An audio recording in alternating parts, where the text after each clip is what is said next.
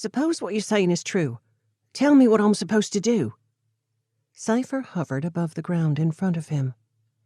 Your presence here has already started the process, but you yourself need to gain strength to prepare for hardships ahead. As the nature spirit was speaking, Rod felt as if a type of intelligence was pressing in on him from all sides. The wondrous feeling stayed with him for only a fleeting moment, but it was as if all around him there was a presence, and this all-pervading presence had intelligence. It knew him intimately. Rod shivered with the joy of it.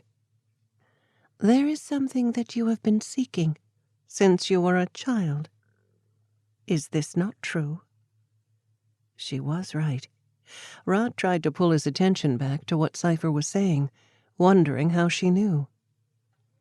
It will be hard for you to grasp any of this to begin with, but you will understand in time. You have within you a core self that extends beyond all physical experience. This self is the one you seek to make contact with whenever you wonder who you are. Please listen carefully, Rod. This is the part of you that you've always known about, but cannot reach. Rod listened intently, partly understanding what Cypher was saying. He did feel there was a greater part of him hidden somewhere inside, but it always slipped away. He could never fully grasp it. So, he knew what Cypher was saying was right, though he could not put it into words. Slowly, despite trying to pay attention, he felt himself starting to drift into sleep. I think I understand. It will all fall into place soon. Do not try so hard, Cypher said softly. Rod snapped awake. He reached out for Smudge, wanting to touch something familiar, glad of the comfort as his dog pushed against him. They are saying that the prophecy has brought you here, Smudge explained gruffly. That is right, young Oaken. You have become a bridge between our forest kingdom and your own world. So, really, Rod paused, trying to sort out his thoughts.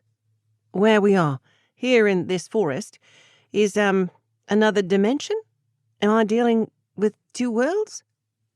Parallel worlds, the old tree said slowly. Just a slight alteration in frequency. That's all that separates us. And I came through, Rod paused, searching for a word that might describe what happened. I came through this portal when I got lost. The gateway Twill was talking about. Cypher nodded. Thoughtfully, Rod poked at his ear. Bizarre as it all sounded, he was starting to make sense of it. So this place, although it's still part of the planet, is slightly out of whack with the rest of the Earth. He looked at Cypher's soft glowing ball. Did I make it through because I'm out of phase 2? Your brain pattern varies a little from most humans, Cypher agreed.